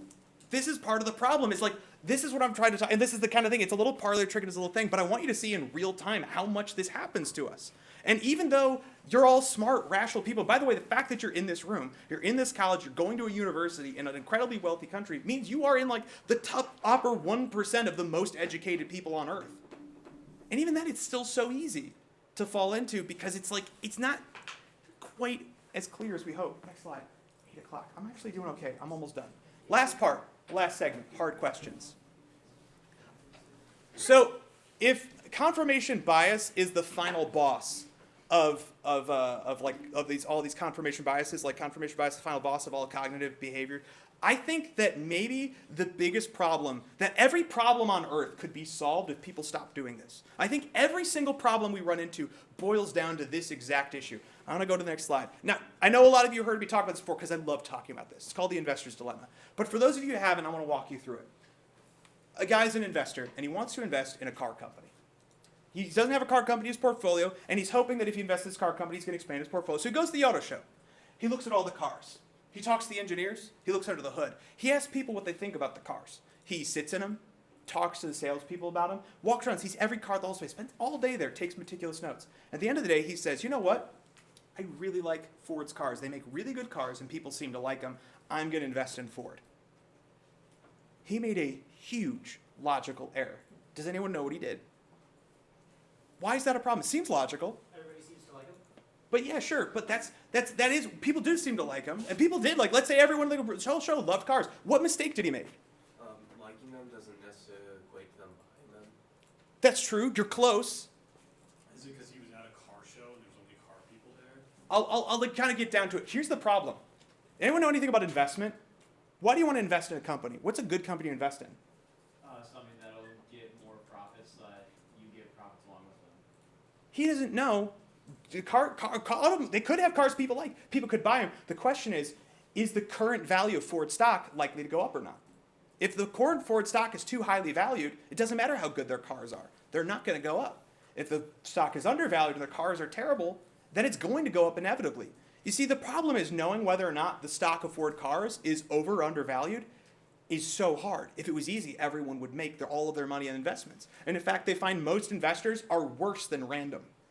No matter how smart they are, no matter how much information, because it turns out the question of is this stock going to go up or down is still something that no one can truly understand. What do people do? He made one of the most classic mistakes. One thing that I hope if I point out to you here, you'll notice it everywhere in your life. That like me, you won't be able to not see it anymore when you're interested in the idea. He replaced a hard to answer question with an easy to answer question.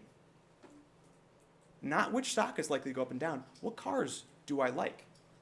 It seems like the right question, doesn't it? It seems like the right answer. It seems like a logical conclusion. Deciding the leader of the free world is a difficult question to answer.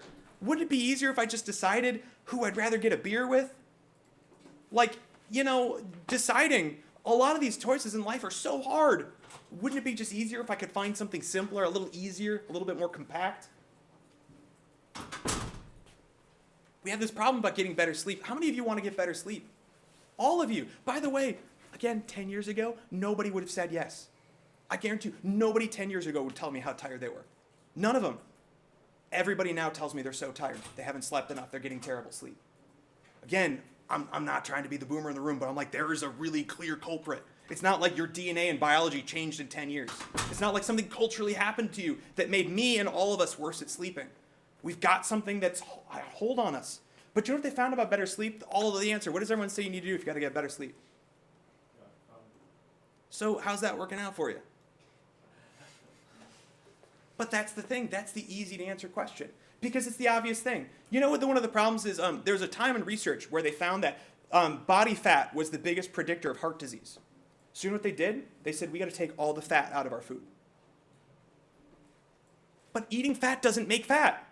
Eating fat is something you burn down. You know what they did is they took all the fat out. You know what they replaced it with? Sugar. Which makes you fat. Which made it worse. We tried to make it better. We made it so much worse because we did the obvious thing. We solved the problem in the wrong way. In fact, the researcher who tried to tell everyone that it was sugar and not fat, he was completely lambasted by his academic peers, pushed out of academia and laughed at. They were also being paid for by Domino, the world's largest sugar producer. That shouldn't be a surprise to anybody. But you know what they found about getting better sleep? And if you actually talk to sleep researchers? Drinking water. Maybe it's not the phone's problem. Maybe it's just you're not moving enough. You see, because the phone is maybe contributing you to you're not drinking as much water because you're not noticing you're thirsty as much. You're more distracted during the day. Usually, they found with studies that people who are on their phones more will drink water less. So you're thirstier, so it keeps you up later. You turn to your phone. Maybe it's not the phone in that immediate moment and just saying, I reject the temptation of my phone and I will lie awake for the next 4 hours staring at my ceiling in stern will. Like, that's not going to solve your problem. But what they found is it's actually reducing your phone usage throughout the day. Going on a walk in the morning instead of checking your phone. Because it helps your circadian rhythm. Because we used to spend more time going outside in the morning more, and it would actually wake up your brain to know that it's daytime, which helps your circadian clock. Instead, you spend most of your time indoors, and you mostly interact with your phone, and you're looking down, so you're not looking out in the sky. Your eyes don't get as much of the light in, and so your brain doesn't tell you you're awake yet. You get sleepy in the morning, try taking a walk. It makes a huge difference. I'm doing it myself. You drink more water during the day, you're more hydrated. You keep waking up at night, not because you're stimulated or distracted. You actually keep waking up at night because your body's telling you need to drink water, which is critical for you to grow like you grow in your sleep, and you need more water to do that because you're mostly water.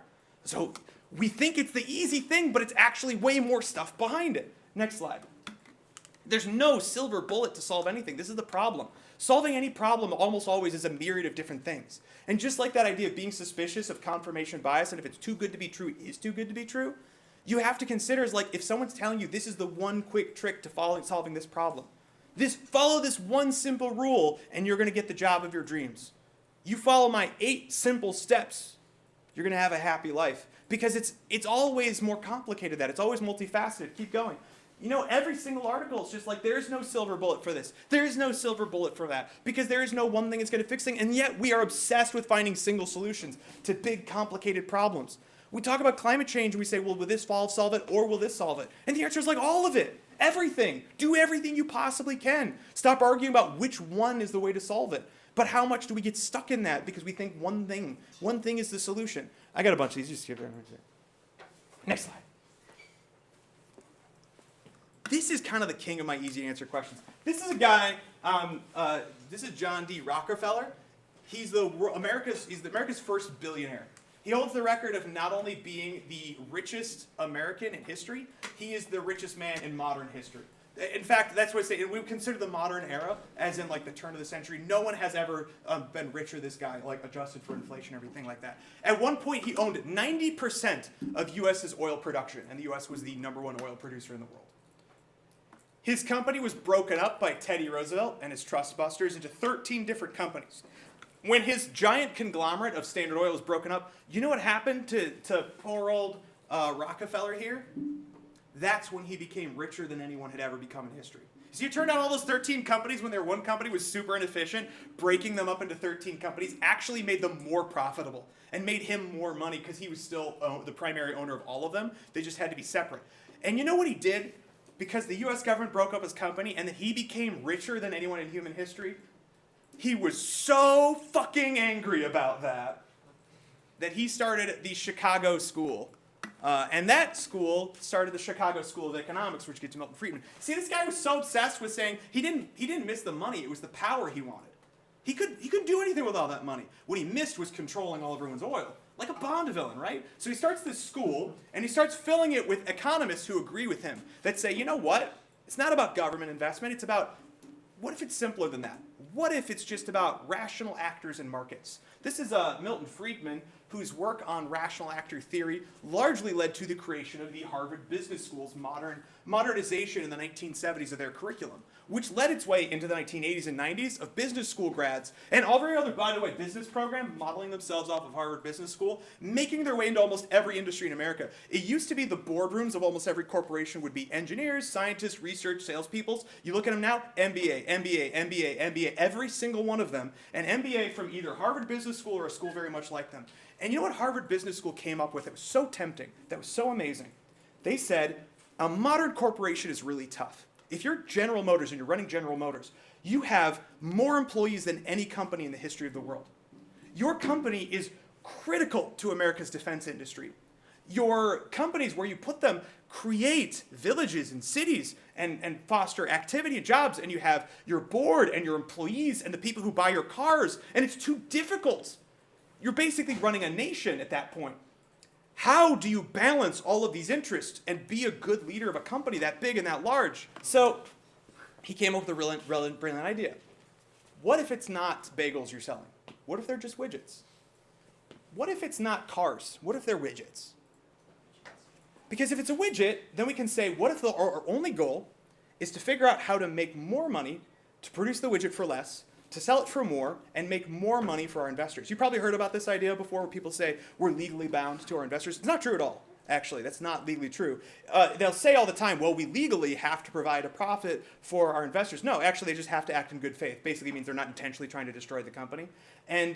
But you hear it all the time, and they say, well, because here's the thing. Making your investors happy is easier than doing all of those things.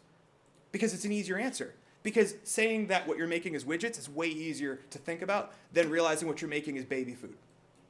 And if that baby can't eat, that's a problem. It's widgets.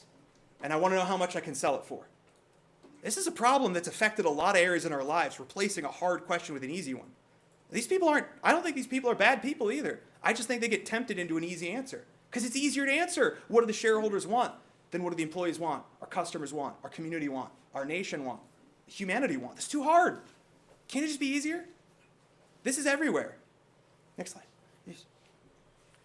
This is why, every movie's got to be the same thing until people stop caring about movies. Every video game's got to be a live service game until people stop caring. Until they keep trying to reboot every single property as a TV series. They take every movie script and turn it into a 10-episode special series to stretch the whole thing out. Because it doesn't make any sense anymore. You ever do sometimes feel like things just don't stop making sense? It's because we keep chasing this simple answer. Well, people like superhero movies, so we just gotta keep doing more of them. Make them all the superhero movies. Art is a place that's become completely taken over by wealthy investors because it's now about how much money can you get for your initial sale. People fell into this whole crypto track because it was an easy answer to a very difficult problem of investing. And look what happened. Every single time, crash, crash, crash, because we keep replacing difficult questions with easy ones. I'm going to talk about tanks for a second. Thanks for indulging me. In tank lore, for those of you who know, by the way, YouTube, I have gotten indoctrinated to tank YouTube, and my wife said, literally all YouTube is there to indoctrinate you, and she's like, I don't know what it is, but tank YouTube is definitely indoctrinating you to something, and I really don't know what it is yet. I'm kind of terrified to figure out. But so far, it's just a bunch of nerds talking about tanks. So I think it's because you can't own a tank. They don't get weird and live in the cabin and buy a bunch of guns because you can't buy a tank. So they're just nerds who look at tables of data. In the tank world, there's what they call the triangle of a good tank. A good tank needs mobility, armor, and power. These are two different World War II tanks. On the left, I have the German Tiger 1. On the right, the M4 Sherman. The German Tiger 1 has bigger armor, thicker armor. It has a bigger gun, and it's faster. And it is in every way a significantly worse tank. If any of you are here, anyone here a tank nerd like me, who else got indoctrinated to take U2? You know when you know, right? Why does everyone say, every tank nerd out there say, it's actually the M4 Sherman? Mass production. Make a ton of those. They made 50,000 of these. They made 1,300 of these, and they broke constantly. But not only that, these were comfortable to drive. You couldn't see out of these. These were standardized in their weight. They were this size and weight because they could be loaded onto a standard train. They could be lifted with a standard winch, shipped off overseas, and loaded onto almost any European train. These needed a special train car to load, each individual one. They required multiple parts that were from tungsten, a metal that is not prevalent in Germany, and it couldn't go over most bridges because it was too heavy. In fact, there's a big museum, the Tank Museum. This tank, when they try to move it, it cracks their concrete floor when they try to move it. Because it seems like the right answer. But it's too simple because what happened is they actually got a bunch of automotive engineers to do this one, and they worried about the chassis and the ride and the comfort and how easy it was to load a shell. And the thing is, people pointed out, it takes 3 Shermans to take down an M1 Tiger, but the answer was they had 10 Shermans for every one of those. So it kind of wasn't a problem. The truth is, in the time that it took to build one of these, they could build 10 of these and get them onto the battlefield from the United States. Because it's not as easy as it seems. This is an easy answer. It's easy to look at the table of data. But it doesn't truly answer the question, does it? Next question. Next slide. So here's the truth. I'm wrapping up here, I promise. There's 3 more slides. I'm not very good at giving advice. A lot of people in this room have come to me for advice before, and a lot of people after this talk will probably come to me for advice.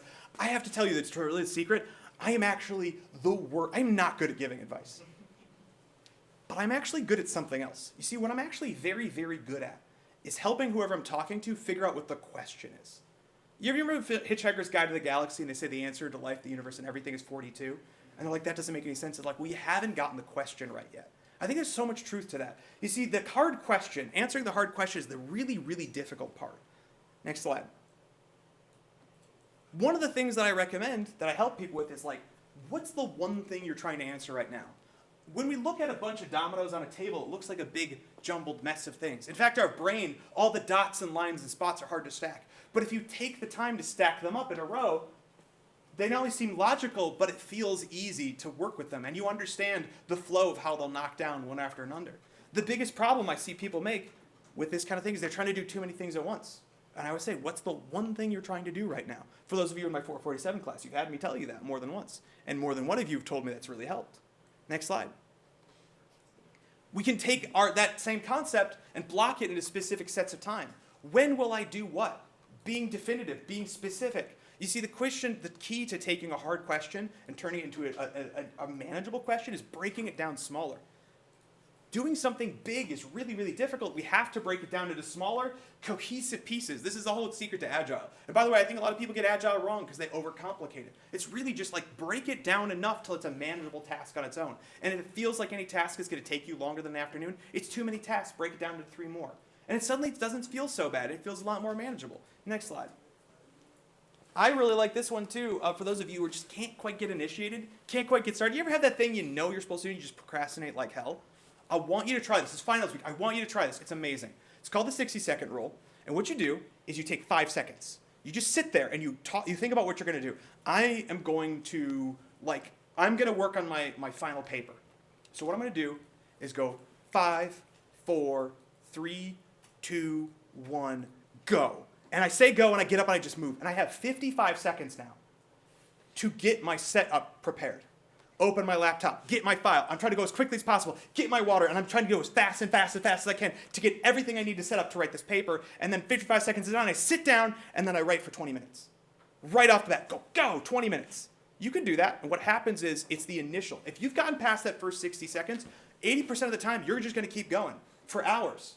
But it's the initiation of what's going on there. And the key is people say start with a 20-minute block, but even 20 minutes feels like it sometimes. I've been using this. It's actually really effective. Try it for yourself. You got to clean your room, got to do something you've been avoiding for weeks. 5, 4, 3, 2, 1, go. It just like helps you move. And it gives you that dopamine rush to get your body moving. You just prepare, you get it together. I guarantee it's going to help you. Next slide. I'm trying to help you too. I've been big on this in my last class is this cult of done, which is another concept that I've been thinking about a lot. That I think a lot of students make a problem when you're doing your own side projects. You do too big. You take on too much. You're like, oh, I bit off too much more than I chew. I got too ambitious with it. Start with an afternoon project. Move to 3 days. Then do a week. If you do a couple weeks successfully, then do a month. But keep it so limited because your goal isn't to make good things. That is too hard to answer. Your goal is to train yourself to get things done.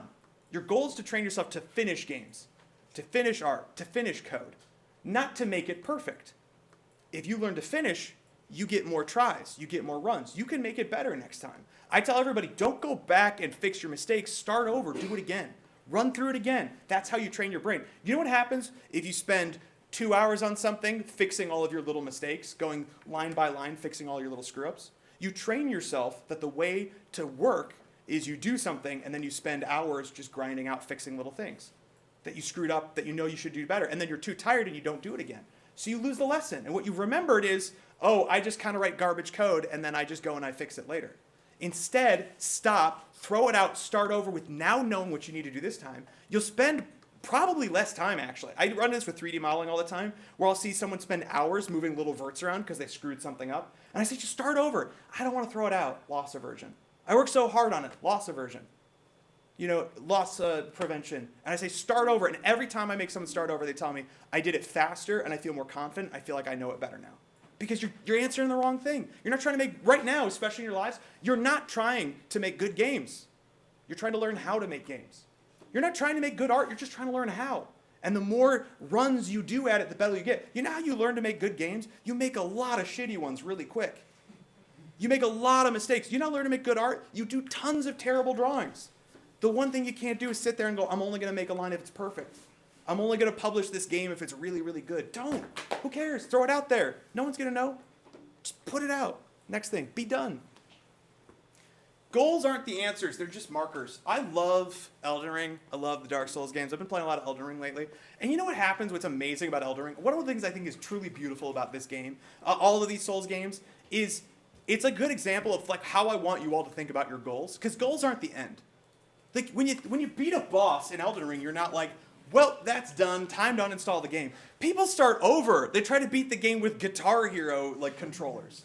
Because it's never over. Because it's all about the iteration and trying and going and challenging yourself. And the game has this perfect satisfying loop of like making you feel so good about it. I think it's amazing how many essays, video essays I've seen of people talking about how this game helped them with their depression. Because depression tells you stuff is impossible. That you can't possibly do it. You can't get over it. But Elden Ring tells you, Dark Souls games tell you, you can. If you keep trying and you keep making effort, you'll eventually get over it. And what these games teach you is the dopamine rush of success is so much greater when the failure up front has been big. And it's a video game, so it trains people, and people talked about how it's helped them actually transfer it into their other lives. If you hate these games because they're so hard, so do I, but I love them anyway. But like, try it. It's kind of interesting. And I can't tell you how many times people have told me that this video game, one of these games, has changed their life in some way because it's made impossible or difficult things seem more challenging. Because people go, I just think like it's a Dark Souls boss, and I just do it. Yeah, I know, Nick, you're 100%. I actually said about you that you're like undaunted in your challenge. Like no matter how many times like something knocks you down, you keep going, and that's the key. Next slide. I love this picture of painting. This is shout out to Lil. I have this, putting this up in my office. It's amazing. It's titled Tao. And when you made it, I was like, I have to buy a print of that because I've been thinking so much about it. There's this Chinese concept and I'm going to get this wrong because I am not Chinese. I know only as much as like someone who looks like me would know about like ancient Chinese religion. But I'm fascinated by what I know, which is also a very white guy thing to do. And there's this concept they have that I'm going to completely butcher, with my apologies to all of our Chinese friends, called Tao. And Tao is this idea that there's a path the universe is on. And that along that path, everyone has their own individual strands, their own individual destinies. Almost every culture has this idea of what's your purpose, what's your meaning in life. But I like the concept of Tao best, because what Tao is about is saying you are in disharmony with the universe when you're not following your path. When you're not doing what you're meant to do, not what you were made to do, not what you're supposed to do, but what you and your deep in your soul truly want, truly need. And that when you are following your Tao, the things you do are imbued with that Tao. Your mouse becomes imbued with that Tao so you can make a better game. Your keyboard becomes imbued with your Tao because your purpose is to write this code. That it's something about like being on that right path and feeling like I'm doing what I should be doing. And the idea is that when you're getting further and further straying off, are your orientations wrong? Are your goals wrong? Are you trying to do the wrong thing? Next slide. And that's what I kind of bring us to, and I want to wrap up on a somber note. Why are you here? Did you go here because your parents did? Did you go here because we have a top 10 ranked game development program? Did you go here because it was the school that accepted you, or your friends were going here? I guarantee you, down to a person, you all had to make a decision about what college to go to. Wow, a really tough choice. An impossible decision with so many factors to consider. And at some point you have to make a choice, and I know. But now you're here, so let's work with that. But ask yourselves while you're here, why are you here? What are you here to do? I talk a lot to students about their priorities, about what they want. When a student comes to me and they say they're having trouble, I ask them, not what they tell them what they should do. I don't give them advice. I ask them what they want. I drill down. Is that really what you want? Is that what you want? Okay, are you just here because you want to work at a big game company? Why do you want to work at a big game company? Well, because I like their games. It's not enough. What do you want to work there? You get down, you keep drilling down. Well, because I think everyone would be really impressed with me if I did. Does that really matter to you? I guess not. Then why do you care? You're here to make games. Why are you making games? Why not accounting? Why not build bridges? There's a million things you could do. You're all smart, talented people. If you're programmers, why make games? Holy crap, you could make so much more money doing almost anything else. If you're artists, by the way, you could join the School of Advertising. I'm not trying to knock advertising. You're way better artists than all of their art directors. Holy crap. The artists here, you all could nail it if you went into an interview trying to work at an advertising company doing art. Designers, UX, UI is just waiting for you. design bank software and websites. Why do you want this? What's the reason? I can't possibly answer that for you. I want you to consider this too. Something I talk to a lot of my students about. You're all probably thinking about how much money college costs, and boy, does it cost a lot. What's the going rate for a 4-year degree at MSU? In-state tuition. Let's start with in-state tuition. I would talk about outstate. Let's talk about in-state tuition. MSU, 4 years. What does it look like? Ballpark 120 to 140. 120 to 140. Whew. That's a lot of money, especially for a young person, right? I'm turning 40 next year. I'm not going to say that's not a lot of money to me, because it is. But that's a tangible amount of money. That is a third of how much I'm paying putting into my house right now. I'm not a rich man either. I make a pretty modest salary here. By the way, all of your professors at MSU, did you know that MSU, we have the lowest paid faculty in the Big Ten? Woo-hoo. So, oh yeah, we have one of the biggest endowments too. Don't even worry about it. That's a whole other thing. Cut that. Just take it out of the recording. I don't, yeah. Okay. But the point is, I say it all the time, is like, you will make that money back some point in your life. And statistically speaking, you'll get a college degree, you're going to make that money back. They say, having a college degree on the aggregate, because that's the only thing we can measure, we can't measure individual success, is worth like a couple million more dollars of earning over your lifetime. And it's going to hurt. Oh boy, it's going to hurt. I kind of hope I'm the last generation that pays off our student loans. I really hope in the next 5 years we're going to just knock that out. But I'm hoping for you. I'll vote for it, even though I paid mine off already. I'll still I'll back y'all. I'm with you. But the point is, I don't think that's a lot in terms of what it is. What it actually is, I think college is one of the most expensive things you'll ever do, but in time. 18 to 22 is the time when you're both an adult, but your neuroplasticity is high. This is the time where you get to decide who you're going to be. No one is telling you who to be or what to be like. This is the time where you have to decide for yourself. And it's really easy to let someone else fill in the gaps for you. Fuzzy logic. Put frog DNA in you. Get you to be what they want to be. It's way easier to be what someone else wants you to be. That's so much simpler to be what someone else wants you to be than what you want to be for yourself. That's really, really fucking hard. You'll spend your whole life figuring that out. I'm still working on it. But that's what it's about. And I'm trying to tell you is the thing that bothers me the most for all of you, the thing that I fear for all of you, is not that you're wasting the money, because who cares about the money? It comes and it goes. It's the time. You'll never be this fast at learning things. You'll never recover from an all-nighter as quickly as you do now. You'll never be as resistant. Dude, my knee, I knelt down to pick up my kid on a hard stone floor for a little too long 2 weeks ago, and my knee still has a bruise and it hasn't healed yet. Because that's what's going to happen to all your bodies. But right now, you can recover like that. You can snap back from an all-nighter like that. You can churn it out. You can learn it. You can take a brand new skill you've never done and plastic it into your head. So what are you doing? How are you challenging yourself? What are you shaping yourself into? How are you shaping yourself into a tool that follows that Tao? I often said that I said to my students once that my job is like a blacksmith.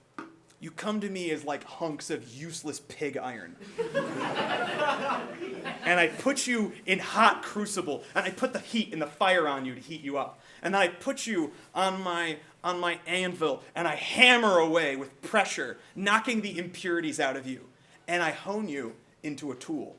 I hone you into a sword, into a knife, into a hammer, into something useful, something that can protect, can defend, can attack. That's what the process is, and the process is fire, and it's pain. And it doesn't mean I'm a horrible torturer. By the way, take my class, it's great, you'll love it. But, seriously though, that's kind of the process of it. Next slide. I have a lot of questions that I ask myself that are hard questions. In fact, when I'm trying to teach, I think about several things. In my intro class, I just want to give you the basics. I want to give you a safe space to experiment, explore. But you know what I'm trying to teach most in my 247 class? By the way, shout out to anyone who's in my 247 class right now. The thing I'm actually trying to teach those people is how to do something that is hard and learn that they can learn it. Everyone hits a point in that class where they think they can't do it, and they learn how to do it. And I've had a lot of people tell me the thing they learned most from my class is not necessarily Blender, but they never took a class that was that hard that they felt like they learned that much in. Because I want to show a lot of you who come to me, I have a lot of students who come to me and they've never been challenged that much before. And they think they can't do it, and I'm just there to tell them you can do this. Then I take you into the 300 level, and I put you in the hyperbaric chamber.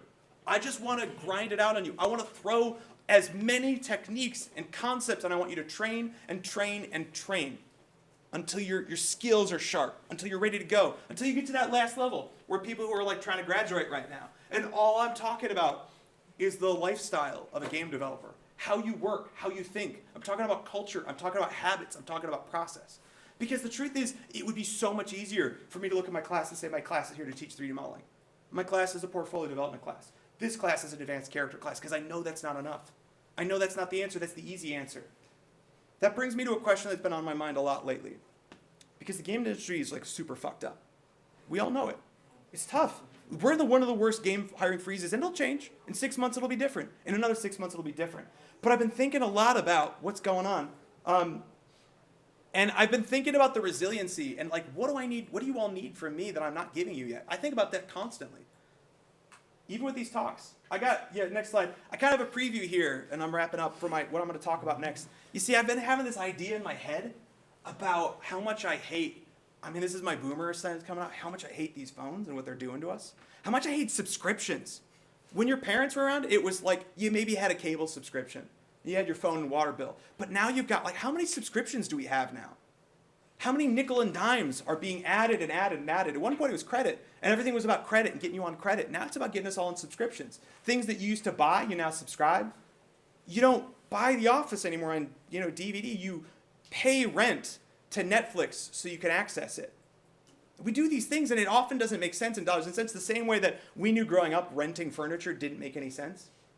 But yet we're renting all of our technology. If you go through Comcast, they want to rent you a router. And I think a lot of it comes down to, sadly, you've all come up in a time where you don't have as many computer skills as the people who came before you because it was made easier for you. But that convenience has come at a price, at a cost. I want to talk, this is a preview, my next Spartasoft talk will be about, early American settlers and building your own VPN. I want to talk to you about the skills that I think we need to not just survive in a job market, but to kind of survive what's coming in the world. AI, the current increasing job crunch, the way fewer and fewer people seem to be taking up more and more resources.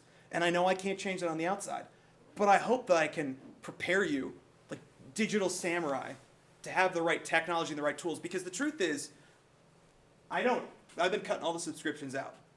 I'm running my own little VPN with all my videos on it, so I can watch all my RIP videos from anywhere. I don't need Netflix. I want a series, I buy it.